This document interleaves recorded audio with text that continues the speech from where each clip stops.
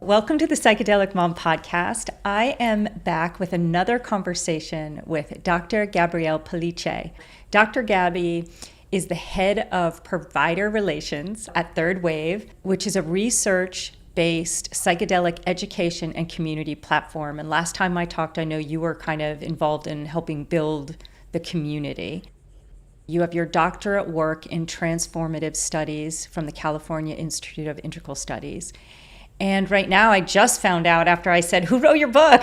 Can you write my memoir? That you're doing writing workshops, which is amazing.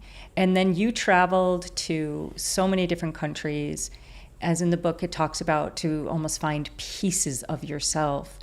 And this book that Gabrielle wrote, we're hearing now that she is going to have a follow-up book because the book doesn't reach to this stage of her life. So I wanted to invite Dr. Gabby back because there's so many elements of this book that I feel like the audience would resonate with, and so many aspects of within each of us that deep seeking for wholeness, regardless of what our childhoods are like.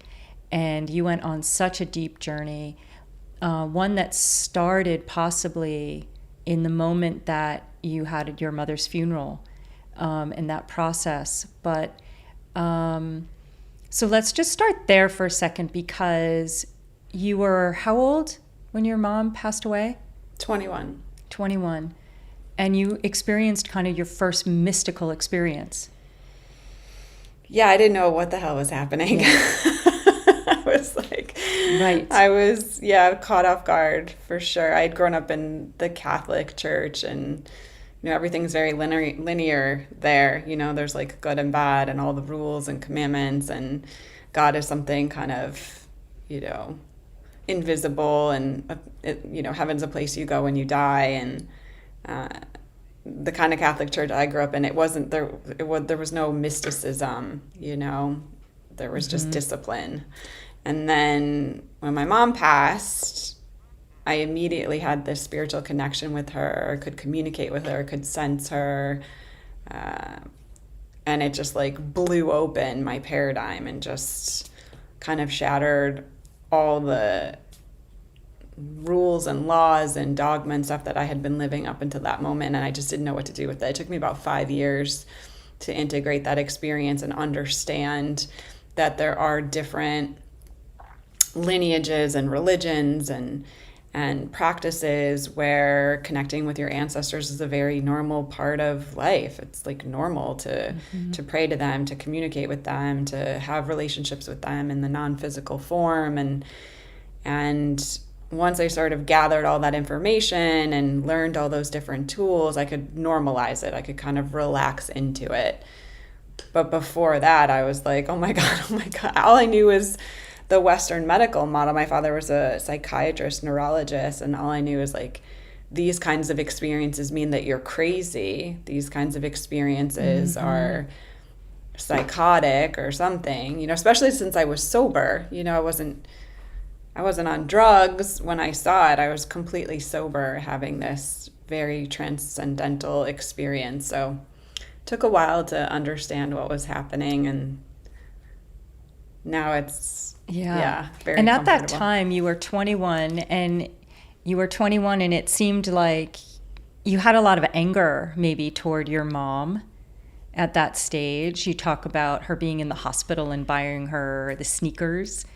Can you describe kind of where you were at that time when she got sick, where you were developmentally, and also kind of leading up to it, what had happened between your parents? And there was a lot of abuse in your childhood from your father. Mm-hmm.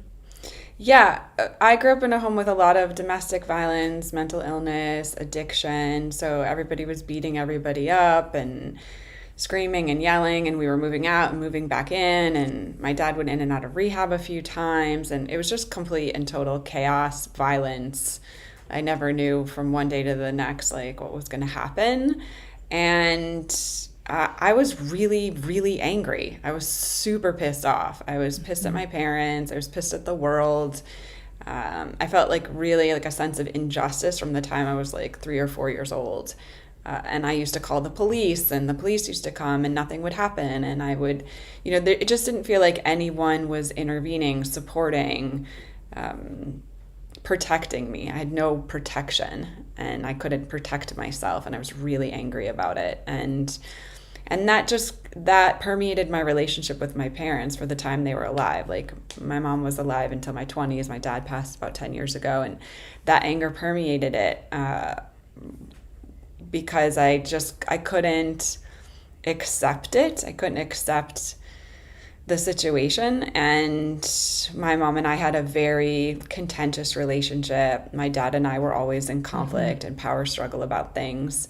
And I tried to be the bigger person, be compassionate and kind and all those things. And they're good in theory, but they can be really, really challenging in practice. So my mom and I weren't on great terms when she passed. Like, we ironically found a lot of healing and harmony in our relationship once she passed. Once she passed and she wasn't stuck in the chaos and the conflict and the criticism and all that stuff, we were able to have a very harmonious relationship. And I felt all the love and protection and support from her that I had craved when she was in physical form. I felt that when she was in non-physical form. Looking back now, your father was a psychiatrist, and is it surprising to you that he was a psychiatrist and had this background in mental health and supporting other people, and yet really hadn't done his own work and was an abusive man? And did he ever get to a place where he ended up doing his own work? Yeah, that's a good question. As far as I understand, traditional medical practitioners, physicians, even dentists and things, they have really high rates of addiction and even suicide. I think there's just a stress and a pressure in being in that profession. And I also think the climate and the culture around this topic was very different in the mid-70s when my dad was in medical school. I think there was a stigma because trauma had been passed down to him, and he had a lot of trauma. And there weren't podcasts or conversations like there are now available at that time. And so I think it was a generational thing. I think he had acquired trauma and was passing it down to us. And then I think combined with the practice of being a physician, I think that compounded it for him. And he didn't have access to the tools and the information and the things that I have access to. So he did some healing work. He did go into recovery and get sober on his third marriage. He was married 3 times. But I would spend time with him once or twice a year, and a lot of the behaviors were still the same, even though he was sober. So I feel really blessed and lucky that I have been able to find some serenity and mental health that I think was not available to my parents. Like, I think I'm just really privileged and really lucky that I've been able to do all the therapies and all the workshops and all the retreats and all the everything to reduce those effects of the PTSD and to break some of those generational patterns and to find a sense of wholeness. I think they just didn't have access to it, and unfortunately they weren't really able to get there in their lifetime. We are lucky that these dialogues are out there and people can be open and people are writing books like this. And when we talk about kind of like generational trauma and what you experienced, even based on like what you saw in your parents' relationship, because that was your now relational model, your father is your relational model for a man.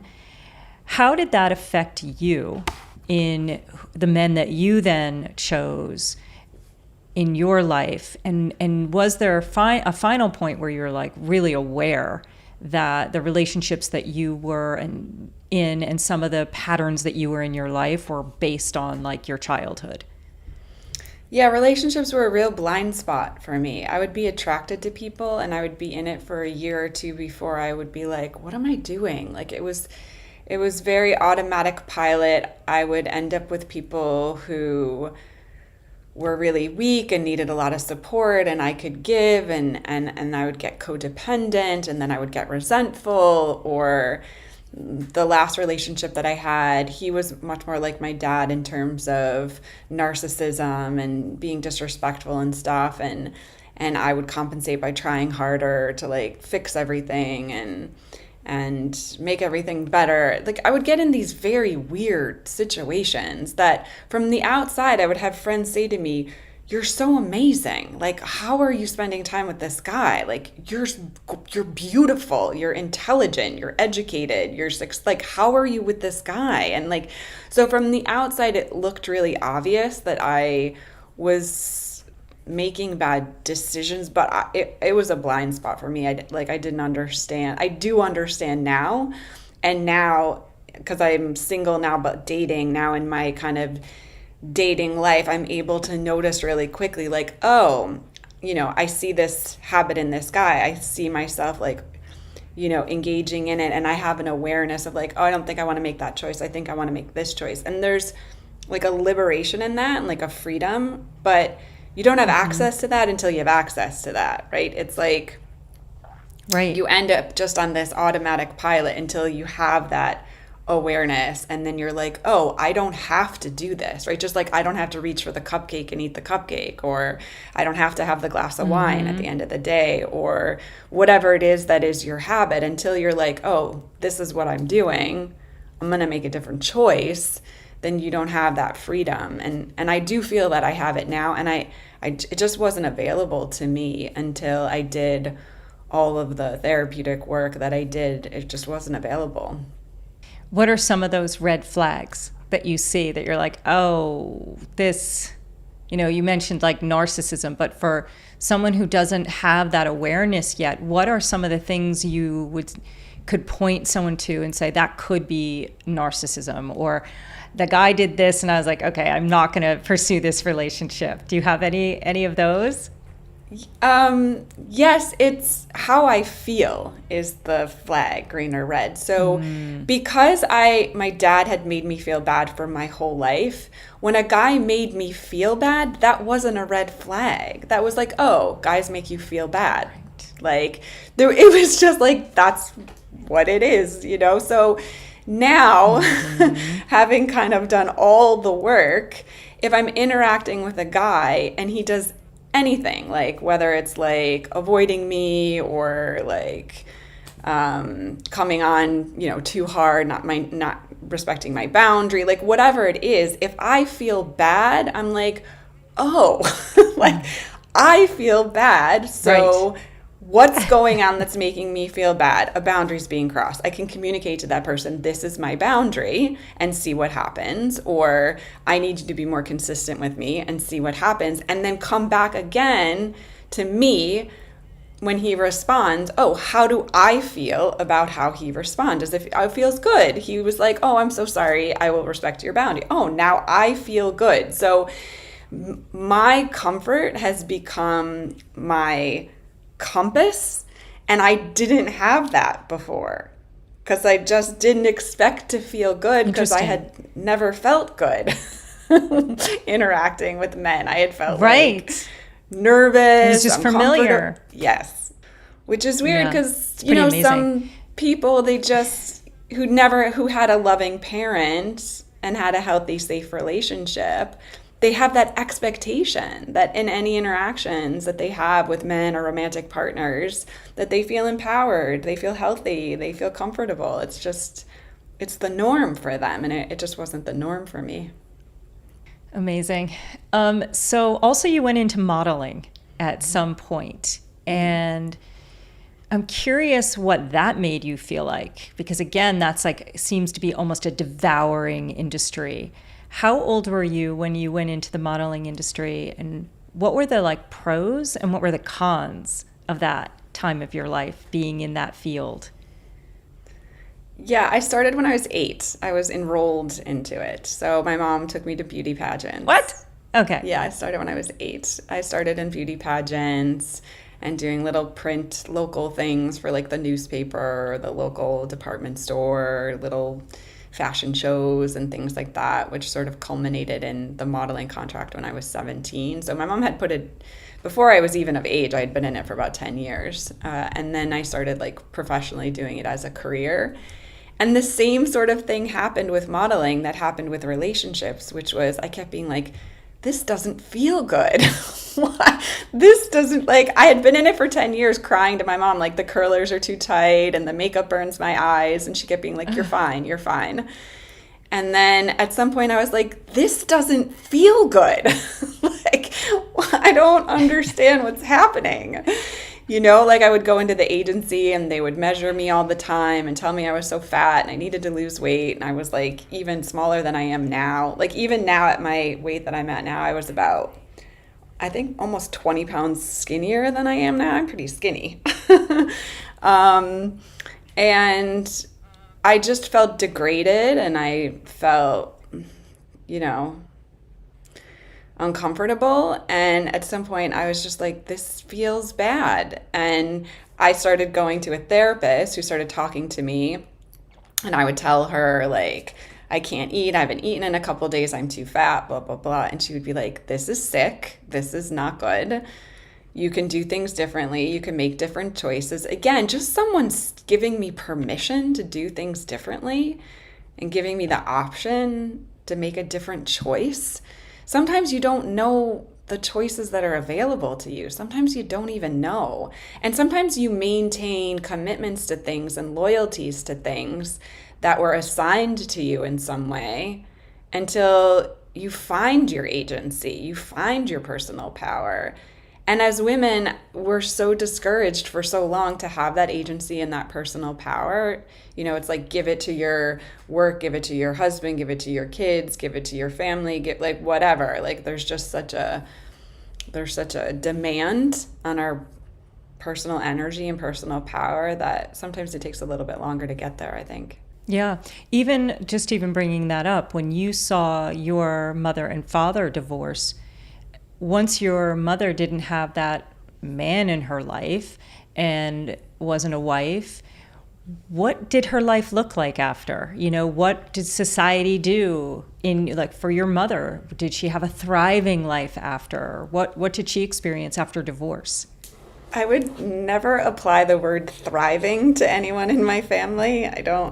Thriving was just not part of our family dynamic in any way. My mom was more independent. She seemed more content.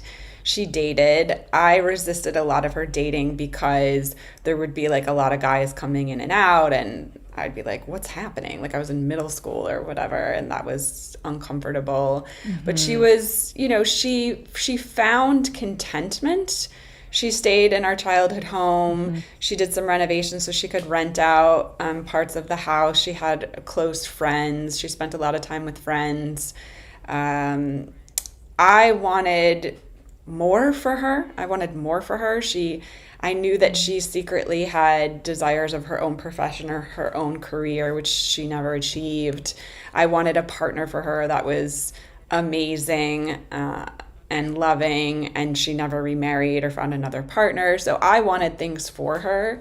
But it would be so fun and interesting right now at the age that I'm at. I'm in my 40s, and she was in her 40s at that time, to be able to talk to her and just, because peer to peer, I have women friends now that are in their 40s. That conversation and that insight that you have with your female friends now, if I could have that with her, I would probably understand her very differently, because I would be seeing her through the eyes of a peer and not the eyes of a middle schooler. But at the time, yeah, I was just still really angry and confused. Well, it seems like that therapist that you just mentioned, when you were in the modeling industry, even in the modeling industry, there was a woman measuring your legs, measuring your waist, telling you were 15 pounds overweight. And then the other women in the field were telling you, just eat a head of lettuce. It's 15 calories. And it seemed like that one relationship with that first therapist might have been like a turning point for you. In some way, she really was a mentor and suggested you go to school. When you look back, was that a real pivotal point in your life? 100%. And that's why. Well, you were just going for like drugs, like just you wanted to feel better. Just give me the prescription. I don't want to reveal anything here. Yeah, that's why I say how privileged I am. Her name was Dr. Kelly, and I worked with her for 4 years. I worked with her for, I think I was like 18, 19, 20, 21 or something in there, like 19, 20, 21, 22-ish, that time in my life. And I would say that she was so much more than a mentor. Like, she just shaped the rest of my life. She filled in all the missing pieces that I hadn't got from my parents in terms of emotional intelligence and life skills and communication skills and just clarity, self-reflection, self-insight. There's just like, it just, I can't even put into words what I learned from her during that time. And that's why I'm so blessed, and that's why I'm so lucky, because that's a really rare thing to have and to be able to afford, you know? Wow. So lucky to have that, and to have this woman see within you this, that you could go to higher education, and suggested you maybe become a therapist. And that led down this path that you're on and have been on and continue to be on. And one of the things I said to you when we got on is, you know, when I first met you, I didn't know that you had become like a massage therapist and healer, and, you know, someone who worked with their hands in healing. And I'm fascinated by that, and kind of how it started at like this first college friend inviting you to come because there was a psychic there, and being like, a psychic? And this, but what I loved is you kept listening, regardless of this kind of historical, growing up Catholic with a father in the Western model of medicine, that there was something pulling you much more toward a holistic type of healing. Can you talk about that a little bit? What it was like to get trained to use your hands to heal, and what kind of experience you yourself have to be in, and what do you need to be tapped into to even do that kind of work? Yeah. I'm such an unlikely healer. It's so unlikely given my upbringing, given my immersion in Western medicine and the Catholic religion and the trauma and everything. I'm such an unlikely person to turn out as this holistic healer, I think. So my only interpretation is there must have been something much larger at play. There must have been some sort of divine purpose, some sort of karma. There must have been something larger at play that took me to Tibet and took me to ashrams and put me on this other path. It must have been kismet in some way. I know that the first time that I put hands on somebody and I started to explore massage therapy, it was just felt like so many things clicking into place inside of me. I felt at home. I felt at ease. I could feel what was happening inside the body on different levels, like physically, mentally, emotionally. I could feel what was happening. I could communicate that to the person. And similarly to the transpersonal experience I had with my mom, the massage was the same kind of thing, where I had no context. Like, what is the context for me touching you and telling you that you're pregnant when you haven't told me that you're pregnant and you don't know that you're pregnant?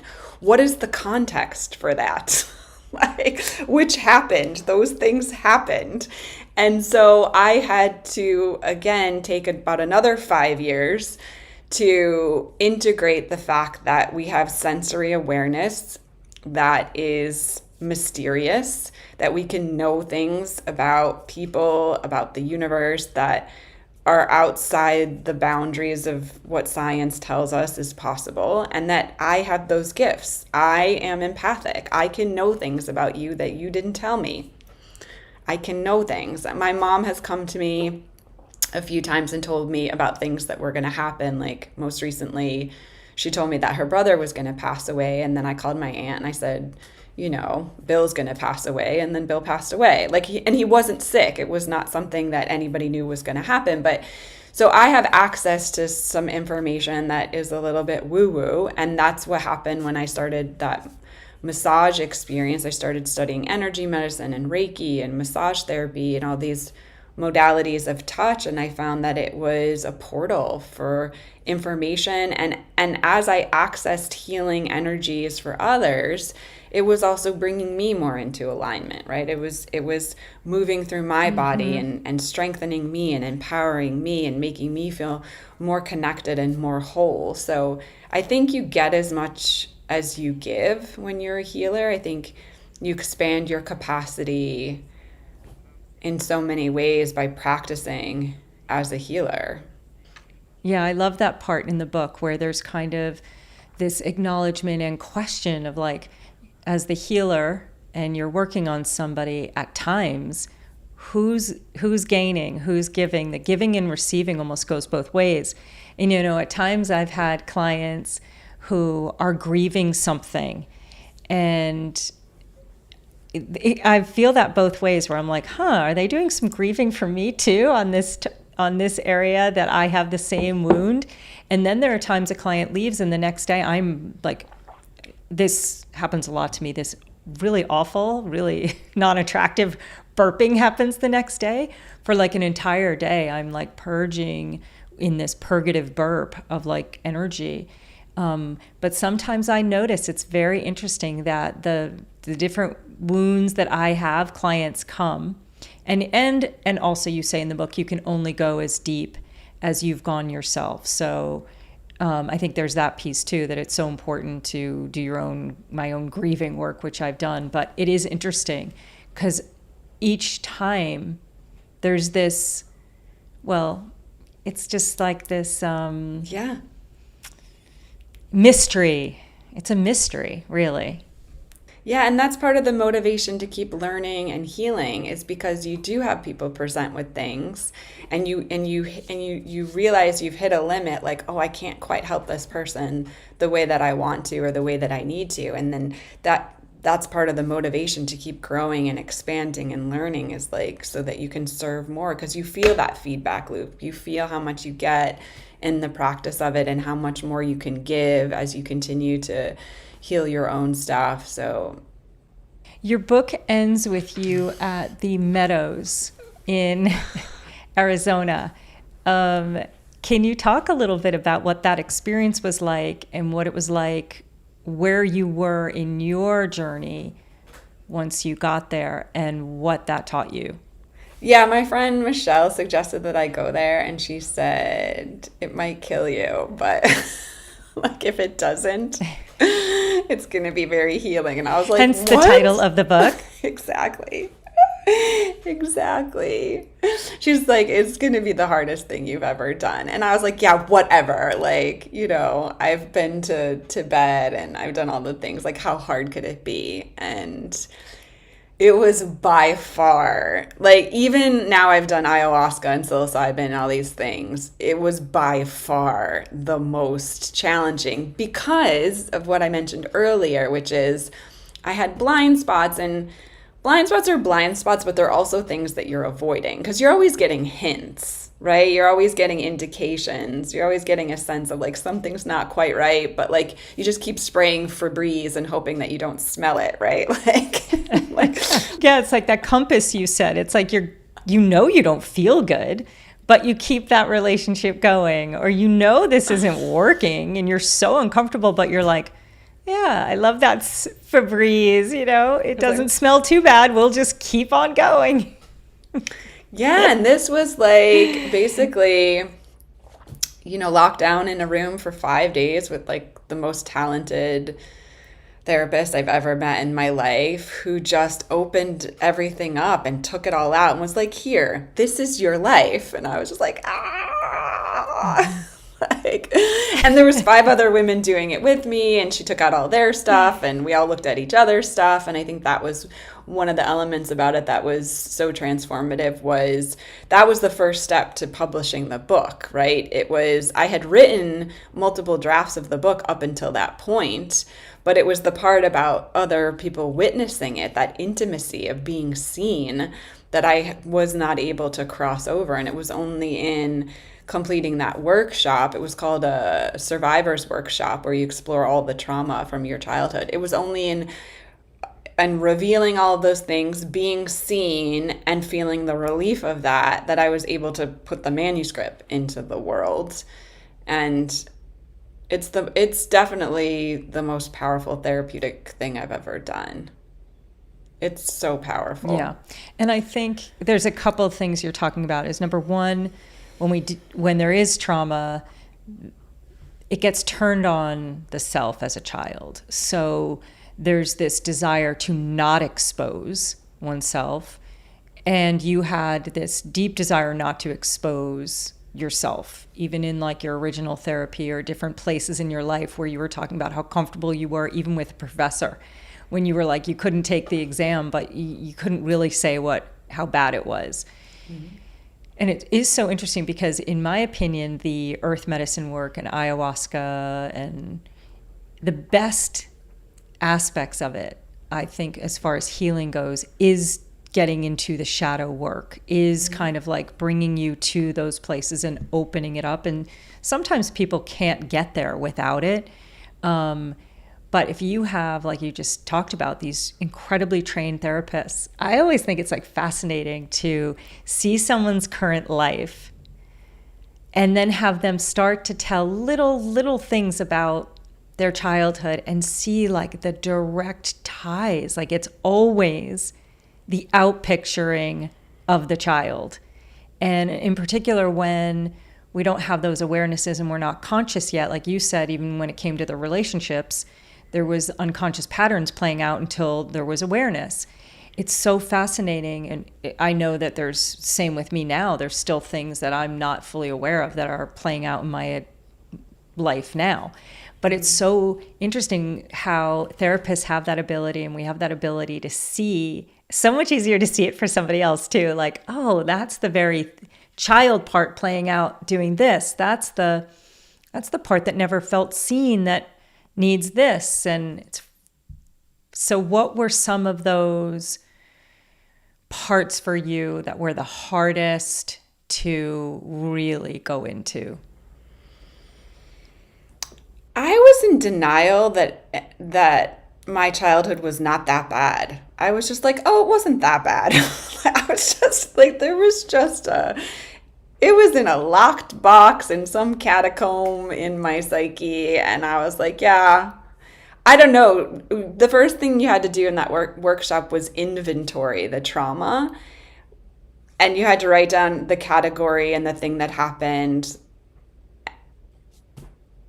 And just even, it was excruciating to even just chronicle, like without even speaking it out loud, without even just to chronicle the things, because like anything, once you start to make the list, you can't pretend anymore. You have a list, and the list just kept going and going and going and going and going. And I was like, oh, this is not good.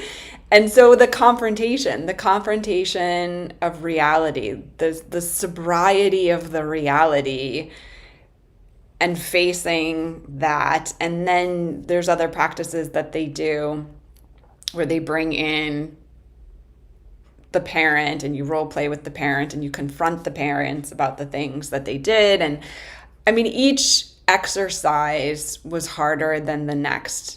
It was just so, because it was not something I ever practiced. And part of being a survivor of abuse is that you learn how to hide and deflect and perform and avoid, and you learn how to wiggle your way around these things for a lifetime So to actually be in it, to have to feel the grief, the loss of that, which was not something that I had ever processed. I never processed grief. I was an angry kid and an angry teenager, but I never went to grief. Grief was completely off limits for me.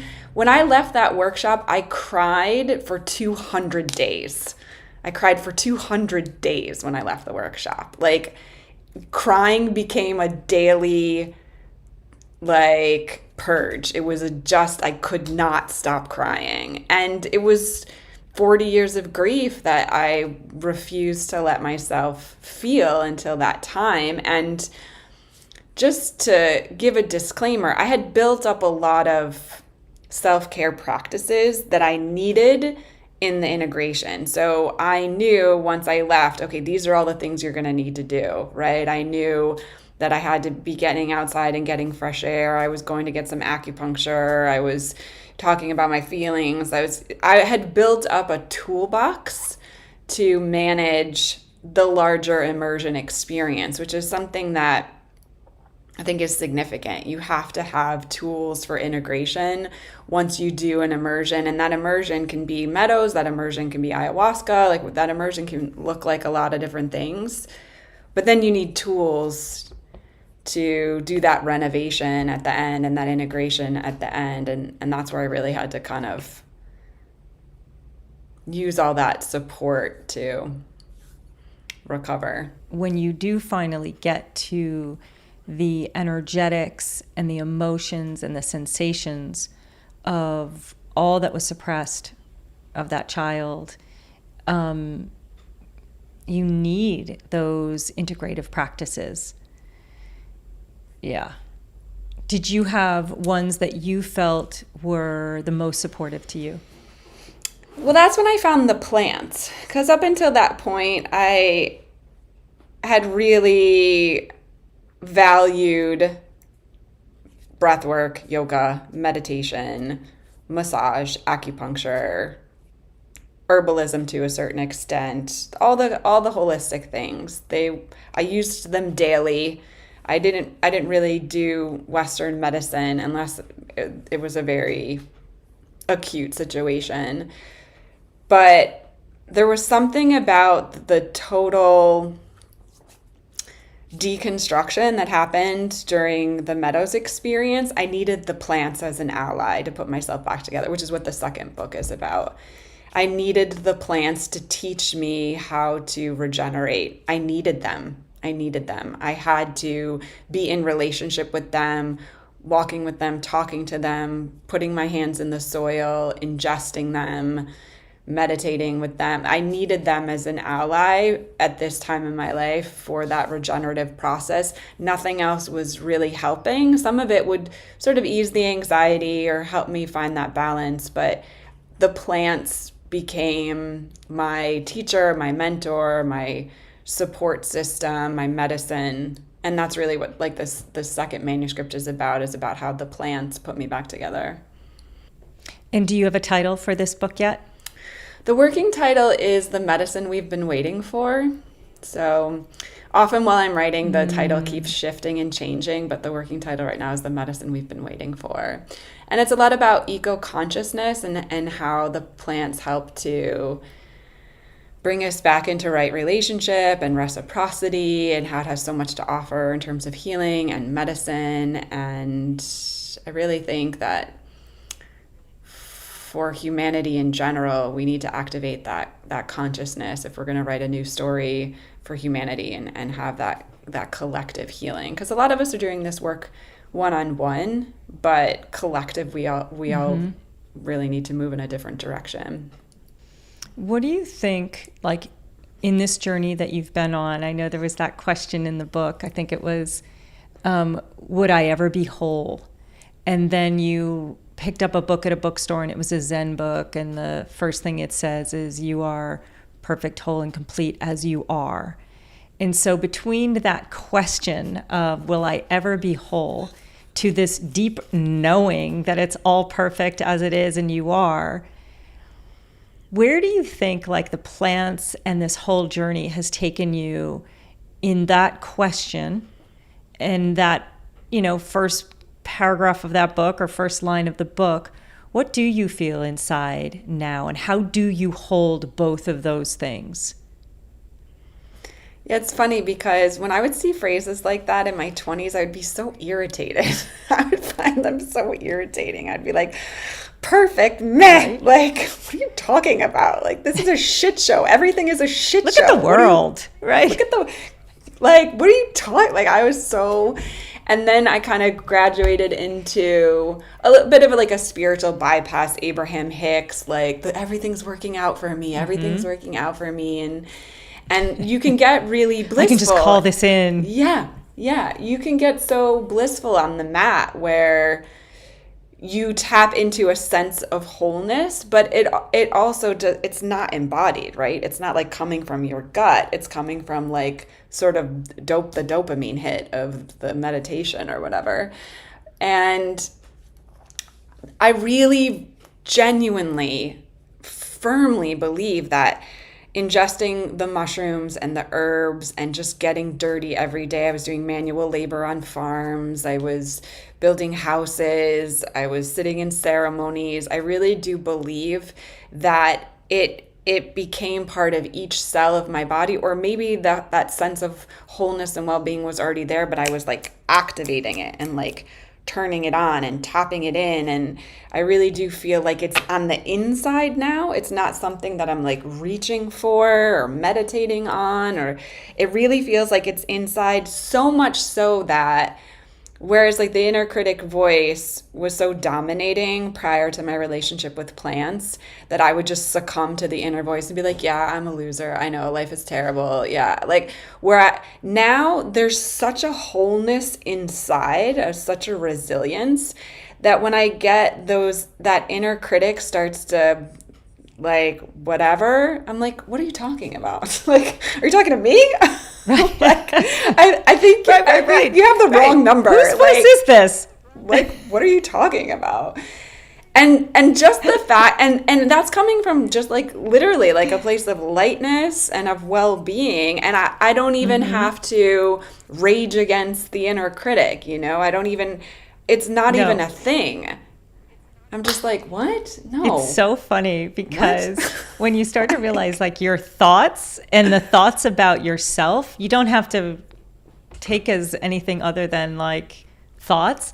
And so I had the similar experience. I was driving home from my colleague's house and out of nowhere, some like negative kind of thinking came. And I named it, like I gave it another name. I was like, oh, wow. I pretended it was my colleague. I was like, wow. Steph is thinking a lot of negative thoughts right now. And I like disapplied it to like, who are you talking to? Because that's not me. I don't know who you're talking about. And it's interesting. And I don't mean that in a bypass way either, because I think you do get a deeper sense of you knowing, and when the critic is just the critic.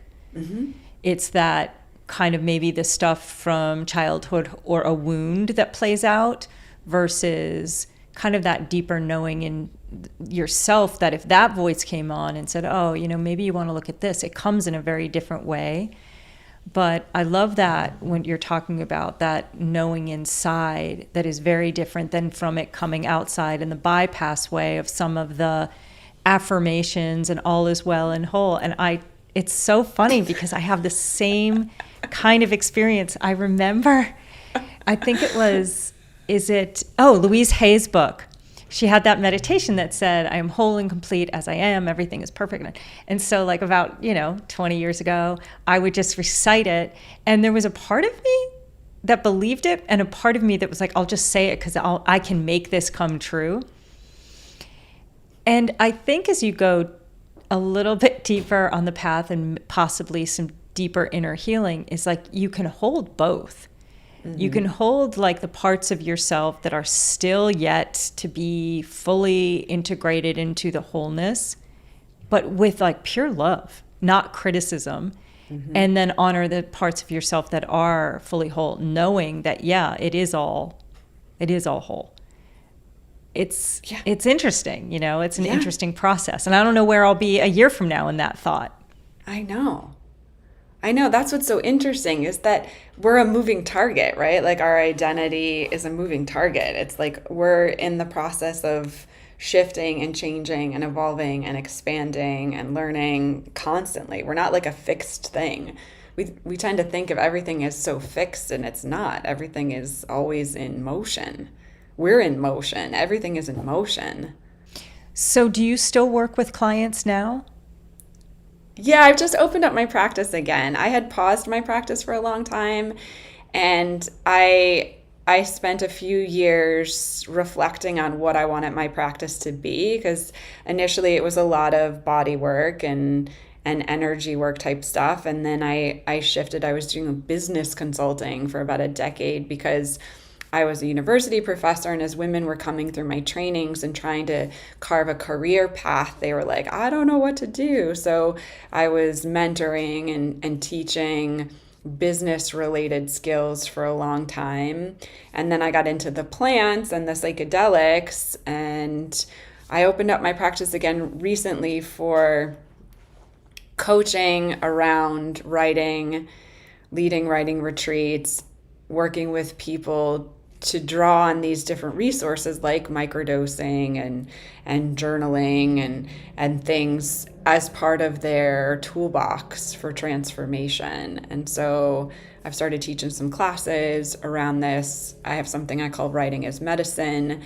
And what I didn't realize was how much the book was part of my healing process, which is what I'm writing about now, and how powerful writing is as a tool. And I think that exists within the larger umbrella of art in general. I think if you can't tell someone what's going on, if you can paint a painting or you can make a song or you could write it down, I think do what you can do. Like find creative expression, find a way to tell your story.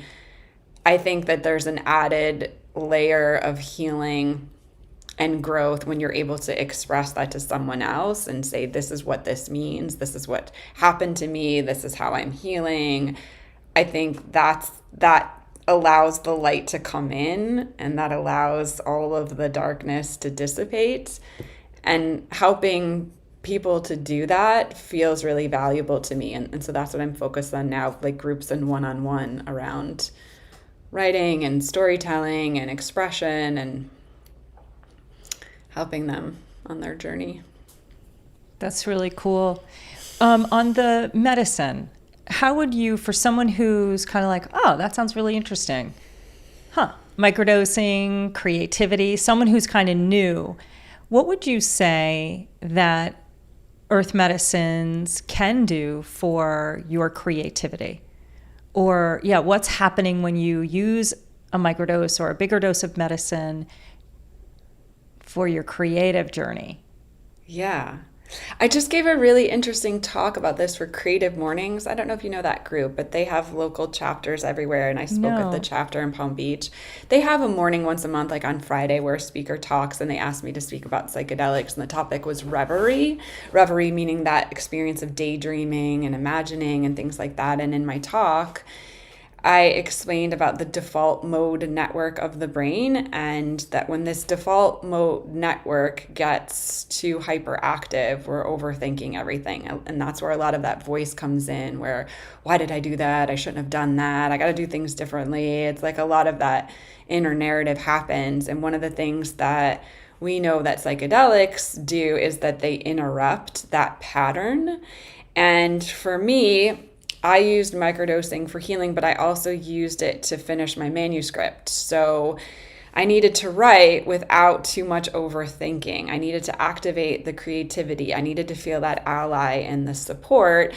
And the plants hit all three of those targets for me. They were increasing my well-being. They were calming my mind. They were supporting my creativity. They were just like really facilitating my process as a writer.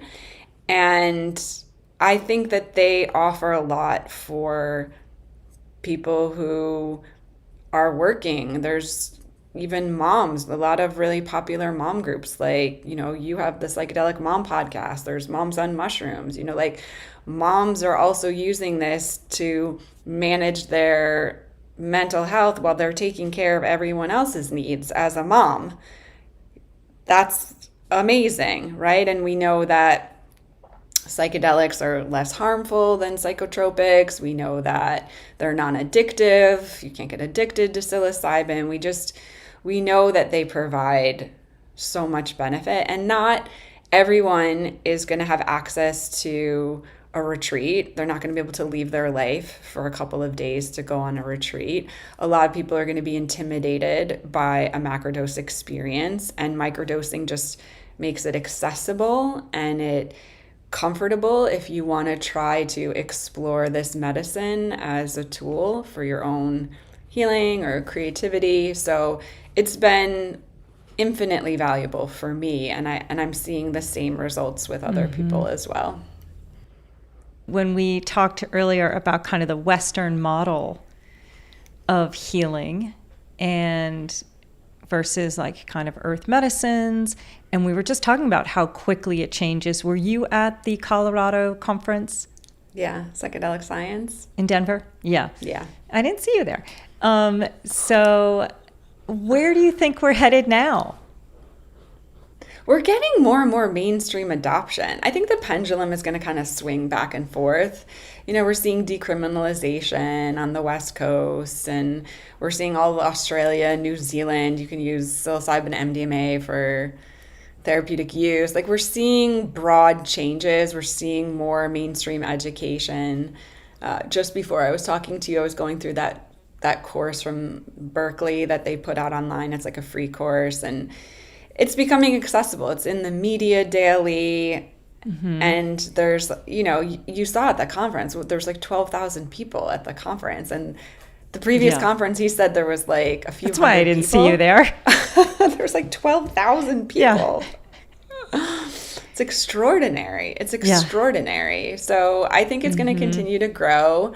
But I think there's always going to be this ebb and flow. We see this with other things that become popular. We need a lot more conversation around harm reduction. We need, a lot more conversation about, accessibility. There's just like things that we still need to explore. But in the meantime, I run the community at Third Wave, and we opened up the doors like 2 months ago, and there's already 1,600 people in there, and there's hundreds of people joining, every week. It's just, And is that community of microdosers? Is it a community just within the psychedelic community? What is that community at Third Wave? It's a education, free resource. It's literally, it's a forum type community. It's online, and it's free to anyone to join. You just have to follow the rules. The rules is you can't come in there and spam people and bother people. Like, you can come in and ask questions and answer questions. And I host a call every month called Community Connect, which is a Zoom call. You can come on the Zoom call and ask questions. There's different categories of forums. So there's categories of mushrooms and ketamine, and we share all of our resources. We produce a significant amount of content. We produce podcasts and blog posts and different sourcing guides and courses. And so we share all the stuff that we're producing. And it's just meant to be an extension of the brand, which is this safe and ethical use of psychedelics, a forum for education and community. And I'm in there daily for a couple hours, just helping people out and answering questions and pointing people towards different resources. Yeah, I think I did the microdosing course through you guys at some point. Nice. Yeah. Yeah. Now, are you still in Miami? No, I mean West Palm? I am. I'm in West Palm. I bought a house. Yeah. In West Palm, yeah. Whoa, how is it? I'm like adulting, #adulting. I love it. Now, in your writing course, do you think that some of it is actually also healing? Do you think you're getting people who are not only interested in their writing, but are also part of the healing path, and the journey of writing is part of that healing? Or maybe to write, they have to go deeper into something that they haven't fully felt to then be able to express it in a way that might compel someone to read more? Oh, all of the above, for sure. The course that I'm teaching this Friday is at New Life. They're a brand that initially was a group of ketamine clinics, and then that transitioned online during the pandemic, where they became an at-home ketamine service, and now they've transitioned to like a more holistic wellness brand. And the founders brought in a bunch of coaches to teach different wellness modalities, and I'm teaching the Writing is Medicine course within that community. And that's exactly the idea. The idea is, once you have an experience, and it could be from psychedelics or not psychedelics, it could be an experience of loss or grief or divorce or whatever, the territory and all the stuff that comes up can feel really unmanageable. And there's something about writing that helps to settle and ground and organize your thinking. So you can use it in that way.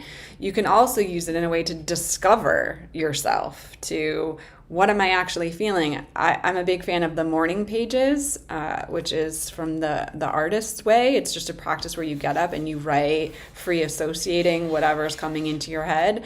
That's a great way to learn about yourself, because sometimes you don't even know what's inside of there, and it's only in the expression of it that you realize the stuff that's going on. So yes, yes, yes, and yes. There's so many different ways to use it. There's so many different ways that it changes you and adds value. Yeah. It's so interesting, especially when you read someone's book, you can kind of see obviously the points that were transformative, like the therapist that you had that suggested the school. And you can see like the points where you were dating the star of Jesus Christ Superstar. Yeah. And it was like, we'll get married, we'll settle down, I'll get the job. And, these points in life that could have gone this way or that way, and I'm just really curious to, what's next for you? That you have this book and these new teaching classes. Is there more travel in your future?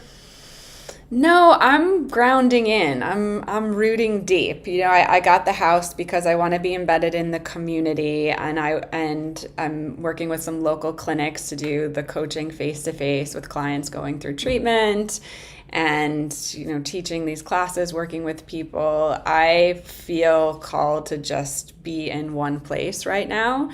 And I have this manuscript I'm going to finish by the end of the year so that I can put that one out next year. I think that's really great that you're like, now it's rooting time and adulting, #adulting time, and this new phase of teaching. And I love how it seems like your mother passed away and these women role models came into your life. And then you started studying women healers, and we're kind of looking for, even that first woman that you went to, there was a woman who was an older woman who was like a foot shorter than you with gray hair, who invited you in initially to kind of the healing journey. It seems like there have been these women healers on the path. And then your travels into, the pagan priestess temples and now here you are like teaching. Here you're in this role of being a teacher now to women who want to write or men who want to write. But I think that's really beautiful that you've kind of collected this wisdom, collected the pieces of yourself around the globe, and are rooting down, writing this next book. Can you give us some highlights of the book that's coming? Yeah, it opens pretty much where we left off in All This Healing Is Killing Me. I'm in my Mustang driving across Arizona like, what is happening? And then we're on an adventure. We go to Guatemala, we go to New Mexico, we go to Puerto Rico, we meet more healers and shamans, and we have a lot of experiences of learning, and it's the dedication of the book is really to the plants, and I want people to know how powerful they are, and how much that they have helped me. And I have a vision of, going into community with this next book and meeting other people who are having these experiences with plants and hearing their stories, and listening to their stories. I love when my writing activates other people to write. That's such a satisfaction for me, which is why we're going to have to get your book into the world. That's right. Well, it is so powerful too to just hear. I mean, I love that invitation, and also the invitation to invite other stories. Like, how have the plants changed our lives? What was a journey that you had that completely changed your life, that if someone was listening today might be invited to take that journey themselves? Yeah, those are the stories that we need to be telling. I think that's what was so powerful about the Michael Pollan books when they came out. I think that's what really created this sort of avalanche of interest in some ways, was that he was like, oh God, I took some mushrooms and my ego dissolved, just so you know. Right. And, I think that's what creates this effect, this ripple effect of other people saying, well, if he can do it, I can do it. I want to explore this for myself. That's what I see in our community, is people coming in every day like, I never did this. I want to do this. How do I do this? And for me, my teachers have been peyote and ayahuasca and psilocybin and even kitchen herbs. I've been consistently daily using everything from garlic and honey to chamomile and kava, and I learned today actually something really interesting. I mentioned I was doing the Berkeley course before we talked. The word drug, the etymology of the word drug, it comes from dried plant, drug. So when we think of drug, our first inclination is like prescription meds, and that's not where it comes from. Right. The etymology of the word is dried plant. That's where the whole pharmacology of everything that we use comes from. It's the root of medicine. Plants are the medicine. So your book is going to be about the particular medicines that, will you be sharing your experiences? Yeah, hell yeah. Yeah. We're going to go on some trips together.